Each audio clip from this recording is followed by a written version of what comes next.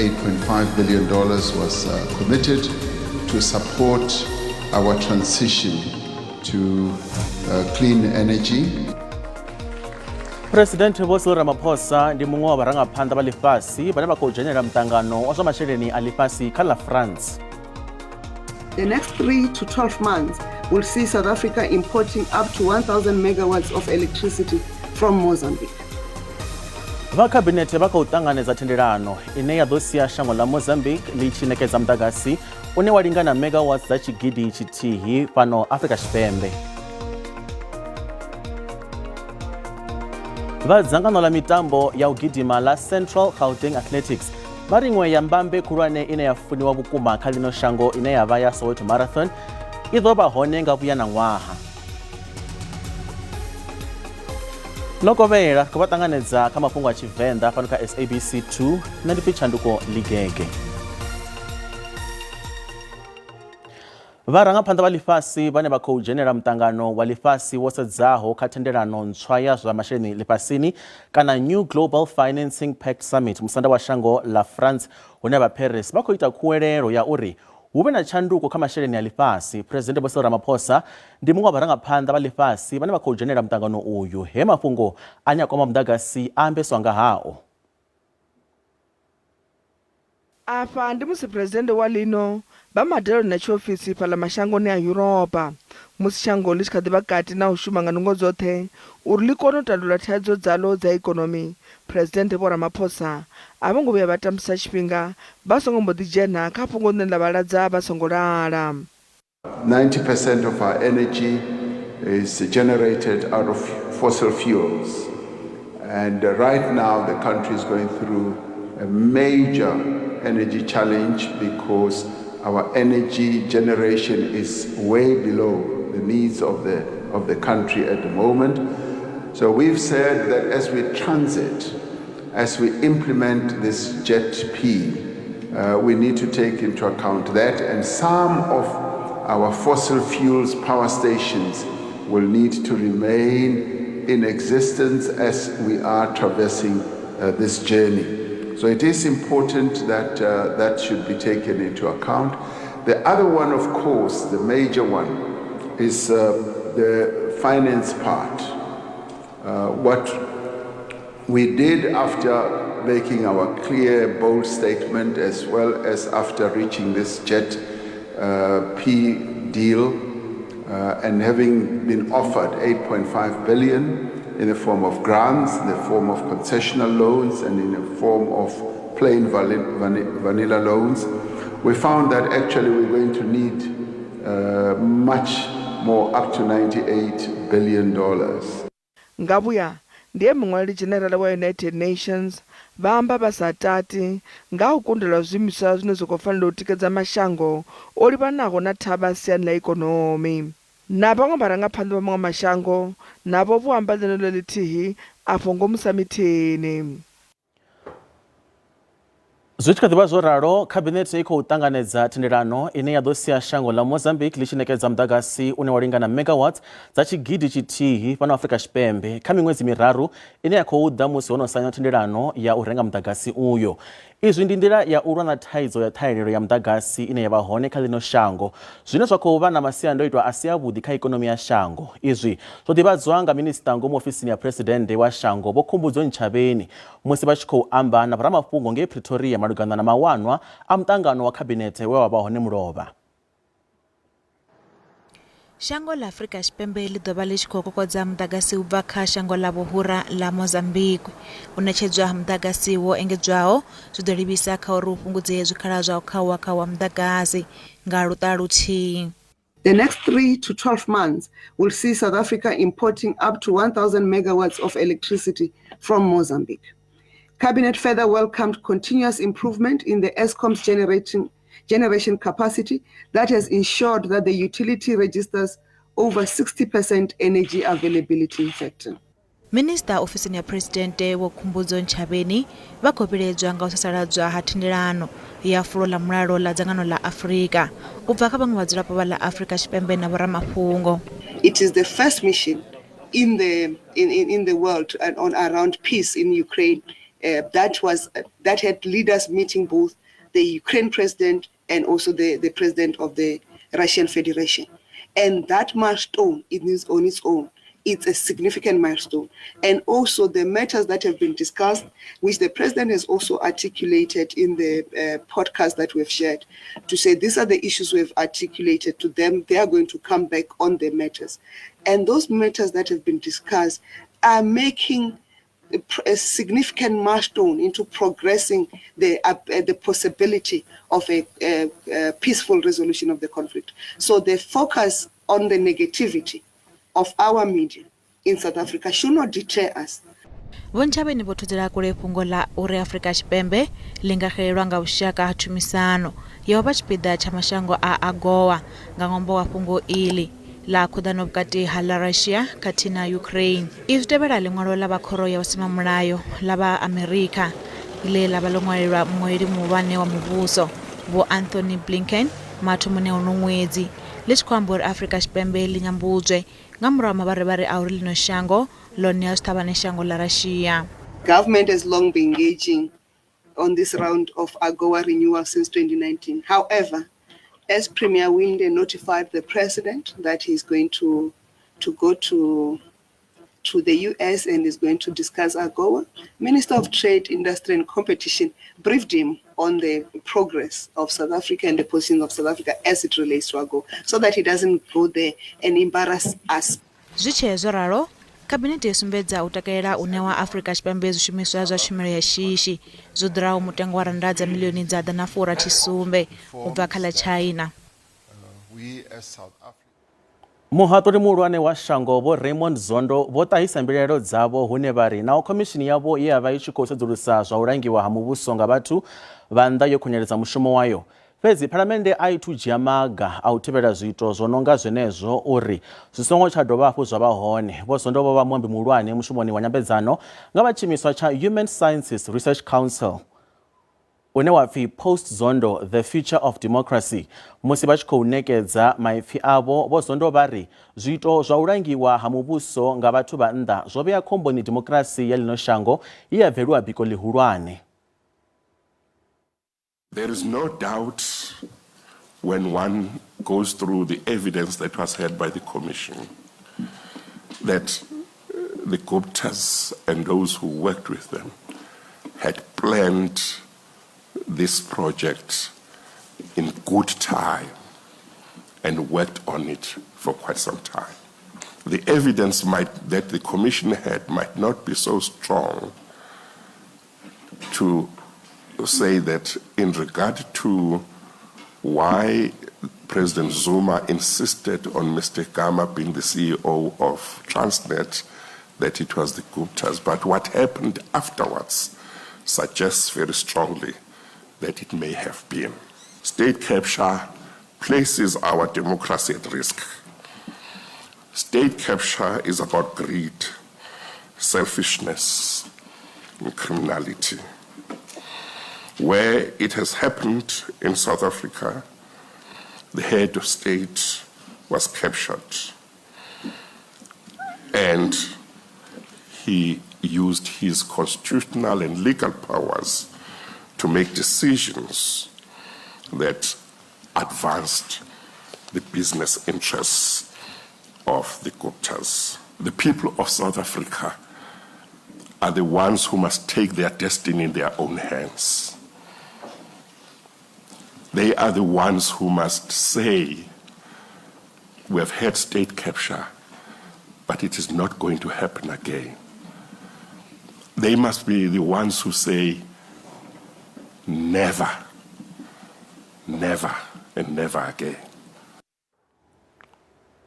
Varangaphanḓa vha vhadzulapo vha Diepsloot devhula ha Johannesburg vha ri vha khou ṱoḓa thandululo ya tshoṱhe madzuloni a thandululo ya tshifhinganyana malugana na thaidzo ya vhutshinyi vhuponi uho. Izwi ndi nga murahu ha musi minista wa zwa muhasho wa mapholisa Vho Bheki vho dzhenelela tshifhingani tsha migwalabo mivhili yo fhelaho ya u vala tshumelo vhuponi uvho. Zwa sia vhadzulapo vho femuluwa zwiṱuku. Fhedzi zwa zwino a vharangaphanḓa vha vhadzulapo vha ri vha khou ṱoḓa vhone vhaṋe phuresidennde wa shango Vho Cyril Ramaphosa vha tshi dzhenelela kha tsha vhukoma.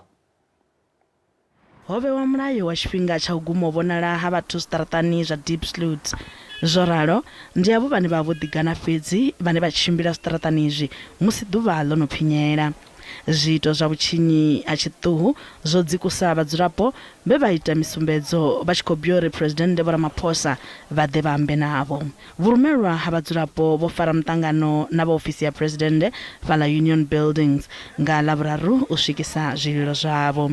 Vhathu vho lozwaho vhutshilo havho nga kha zwiito zwa vhutshinyi u bva nga ṅwedzi wa Phando u swika nga wa Ṱhafamuhwe uno ṅwaha zwe zwa sia vhadzulapo vha tshi khou ofha na u bva mulomo.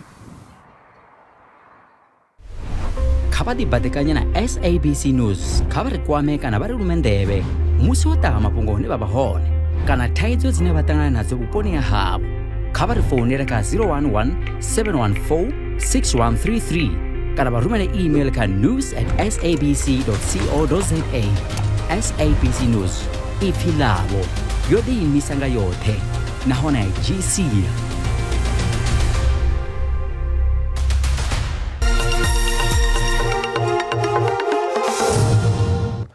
Ri a dovha hafhu vha ṱanganedza kha mafhungo a Tshivenda fhano kha SABC 2. Vhaṅwe vhadzulapo kha masipala wa tshiṱiriki tsha Vhembe khathihi na Capricorn vunḓuni ḽa Limpopo vha khou sumbedza u vhilaedzwa nga u ela storage khathihi na u laṱiwa ha mashika kha khunzikhunzi dza milambo. Vhunzhi ha milambo vunḓuni ḽa Limpopo yo ḓala mashika ane anga mapulasitiki, zwitumbu zwa zwifuwo khathihi na maboḓelo. Kha vhuṅwe vhupo storage dzo tshinyalaho dza masipala khathihi na dza private u wana dzi tshi khou elela u dzhena milamboni khathihi na zwisimani. Madzingo a Vhembe na Capricorn ana milambo milapfu yelo maḓi a lutsinga lwa maanḓa. Nanga zwifhinga zwa magomelo milambo ya hone a ihi. Fhedzi zwa soko laṱa mashika na storage dzi khou bvuḓaho zwi khou endelela. Na umi masipala tshi vha madustbin tsini na milambo vha dzi laṱekanya mashika vha zwilondi. Zwino vhadzulapo vho no tshuwa vhunga ho no vhigwa zwiṅwe zwiwo zwa vhulwadze ha kholera. Ndi wana zwi tshi mbaisa nga maanḓa ngauri zwa zwino no vha na vhulwadze ha kholera ende ha maḓi vhathu vha shumisa u sheledza zwimela zwavho nga hafha ra ḓa ri tshaka ri tshi u ṱanzwa dzigoloi nga hafha vhaṅwe ri khou shumisa u kuvha. Zwino tshika yo tou rali ndi a wana ngoho zwi ntshuwisa uri zwino ḽi a dwadze ndene ḽo ri swikela ngeno nzhelele. Masipala khou ḽa o ri ḓisa na libini zwino vhathu ane khou nyanga u dzhenisa zwithu zwa vhengo mashika nga ngomu binini ri ita mini abe shango ndi lashu asi ḽa muṅwe. Na vhadzulapo vha fhaḽa Blood River tsini na Sishiho vha khou vhilaela milambo yana yavho yo tshikafhala nga mashika ane a laṱiwa miṅwe ya milambo ya tshi elela. Ke bone uri ka mo a se yona ke litšhila ene korela a nka se fele ka lebaka la litšhila ka mo ke gausi le nokeng ene e tsamaya lekenši ene e tlo bolaya batho ba bantši. I feel very bad about dumping in the society because it might affect people's health. People might get sick, and you know very well that our healthcare services, the clinics, the hospitals lack medicines. Vhaḓivhi vha zwa mupo vho ṱalusa masiandoitwa a u laṱa mashika milamboni kha mupo. Mulambo wa kona u ḓikulumaga arali mashika a songo tou vha manzhi ngo tou ralo mara nga nḓila ine lushaka lwa khou aluwa ngayo zwi khou thoma u vhonala uri storage yo no vhesa nnzhi nga maanḓa ene arali i sa khou kulumagiwa hafha hone ra ri ndi dzi waste water treatment works hu sa khou kulumagiwa storage i tshi khou elela i tshi ya mulamboni zwa ita uri hu vhe na u tshikafhala nga maanḓa ha maḓi zwi sia zwi tshi khou amba uri vhunzhi ha vhathu vha vha tshi khou nwa maḓi o tshikafhalaho. Huṅwe vhadzulapo vha vho tou kunakisa milambo na zwisima nga vhone vhaṋe. Lutendo Boboli ya SABC News Polokwane. Bulasi ya maswiri ya Zebediela Fruits ngei vunḓuni ḽa Limpopo i nga fhasi ya vhalavhelesi zwi tshi tevhela u balelwa hayo u lifha tshikolodo tsho no fhira masheleni a rannda dza miḽioni dza ḓana fusumbe 170 million rands. Vhafaramikovhe vha bulasi iyi vho ḓo swikisa khumbelo ya uri bulasi iyi i fhaladzwe nga ṅwedzi wa Lambamai. Iyi bulasi ya vhuya ya fhufhuma vhukuma yo thoma u vha na thaidzo dza masheleni miṅwaha ya sumbe yo fhelaho. U fhaladziwa ha bulasi iyi hu khou lavhelelwa u khunyeledziwa nga ṅwedzi wa Ṱhangule. Vhumatshelo ha bulasi ḽi ḽa vha ḽi tshi khou titima ḽi ḓivheaho sa Zebediela Citrus Estate ḽine ṋamusi ḽo no vha Zebediela Fruits a vhu tsha fulufhedzisa. Vhafaramikovhe vha khou pfana kha ḽa uri khwine ḽi fhaladzwe uri vha kone u tshimbidza nga tshihaḓu zwa u fhaladzwa ha bulasi ḽi nga murahu ha muṱangano na muḓivhi wa zwa u fhaladzwa ha mabindu. Around February this year, Humansdorp Cooperative Limited wrote a letter of demand to Zebediela Fruits to say you are owing us 179 million and we want it within 3 weeks.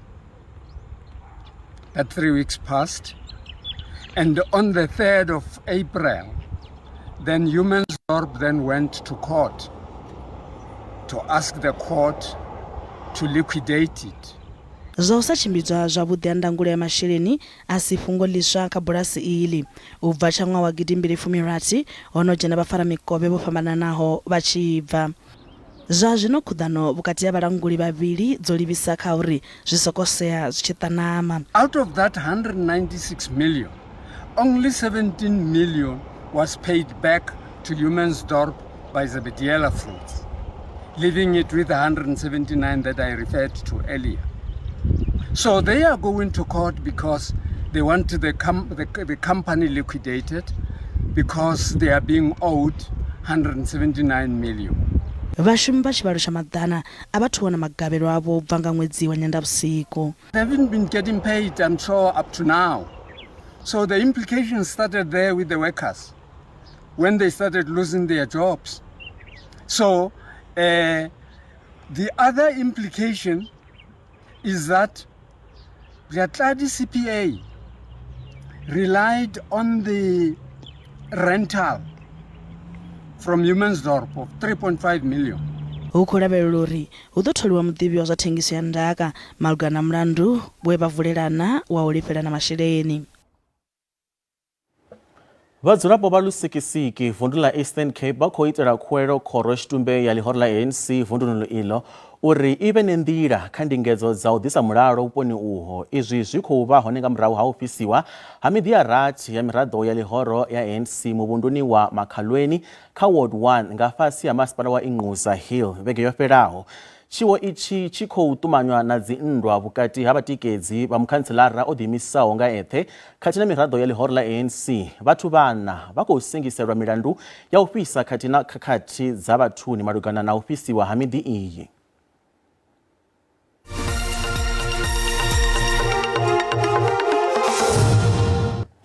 Zwa zwino ri lavhelesa tshiimo tsha zwa ikonomi hune rannda ya vhonala i fhasi musi tshi vhambedzwa na maṅwe masheleni malwana ḽifhasi.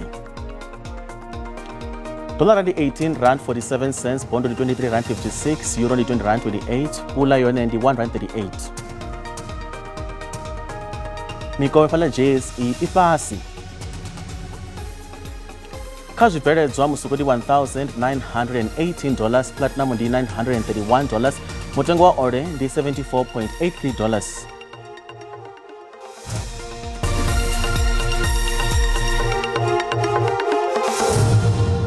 Kha zwa mitambo vha dzangano ḽa mitambo ya u gidima ḽa Central Gauteng Athletics vha ri iṅwe ya mbambe khulwane ine ya funiwa vhukuma kha ḽino shango ine ya vha Soweto Marathon i ḓo vha hone nga vhuya na ṅwaha. Vhadzudzanyi vha mbambe iyi ye ya vha i tshi kunga vhagidimi vho no swika zwigidi zwa mahumi mana phanḓa musi hu tshi ṱavha vhulwadze ha COVID-19 vha ri vha khou lavhelela u kunga vhagidimi vhanzhi kha mbambe ya na ṅwaha.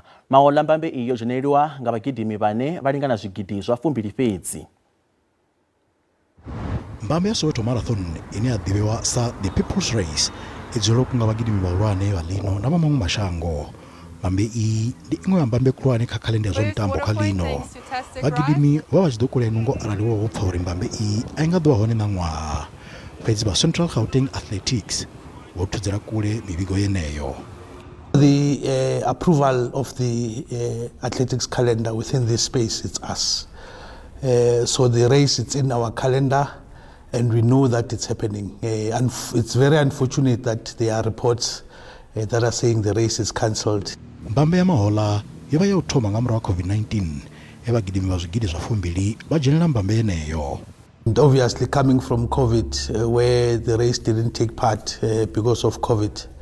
And I think the race was very successful with that 20,000 last year. But we are looking at, together with the working committee, to obviously increase the numbers. So I'm positive that the working committee will be able to achieve that. Vhadzudzanyi vha mbambe iyi vha khou kunga vhalambedzi vhane vha nga vha na dzangalelo ḽa u lambedza mbambe iyi ine ya ḓo farelwa kha tshiṅwe tsha zwikolo bulasi zwihulwane kha ḽino.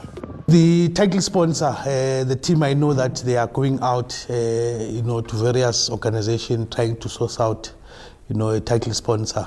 So we'll welcome, organizations or companies that are willing to partner with this big, iconic race as a title sponsor. So yes, I think we do need support from corporate, and would like to invite all the corporates to, come in and be part of this very iconic race. mbambe ya nangwandi ya bufumbili malo nahone idofurangala thanula lara sangamisi mbambe yi idofiranga kapitwa bupa fala Soweto ana musi agumanga ene indira Mafhungo a Tshivenda ahone na machero ndangani ni mudau ukotevela na mucho nda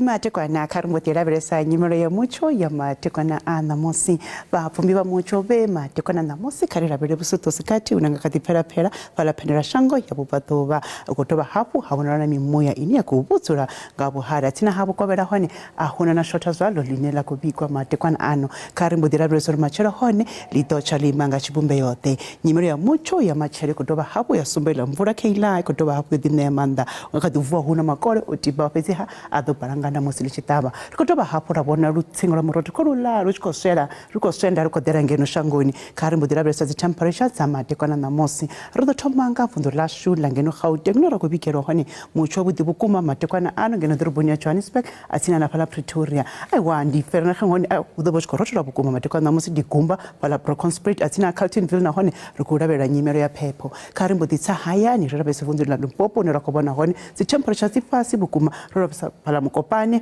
bilabila atina pala letaba zimbe hone aiwa zitakonya zi temperature zasvika pala ka 23 musari chikonya cha musina toya ndogi yani na pala borwa rakobona umucho budi bukuma atina na pala droboni ya Pegasford musari champu malanga na hone rino rakobona hone mucho budi chikobikwa pala droboni ya Mbombela atina pala Lydenburg sikukuza hone aiwa zi temperature takonya zasvika pala ka 27 Standerton uko rotora Secunda na pala Emalahleni uko rotora matekwana na mosi karimbo dia vunduni na pala KwaZulu Natal na hone rakobona hone mucho budi chikobikwa matekwana ano digumba pala Kokstad atina Hatebens takonya zasvika pala ka 22 uzitrawesa vunduni la Eastern Cape kobona aiwa phepwetu ambarara khalote la pala Eastern Cape maletso ayimthatha atina pala Conse karimbo dia Western Cape nena hone rakobona mucho phepwetu kubikwa para Linesburg Riversdale atina pala George Preferred West aiwa takonya zasvika pala ka 24 Debora Hakapa matekwana na mosi aiwa sipasi pala Sutherland Carnival Kurumana atina pala Kimbali udududia na machero pala vunduni la Free State pezia ngamachero ngakatuvoko rotora bukuma Bothaville ndigumba matekwana na mosi Bloemfontein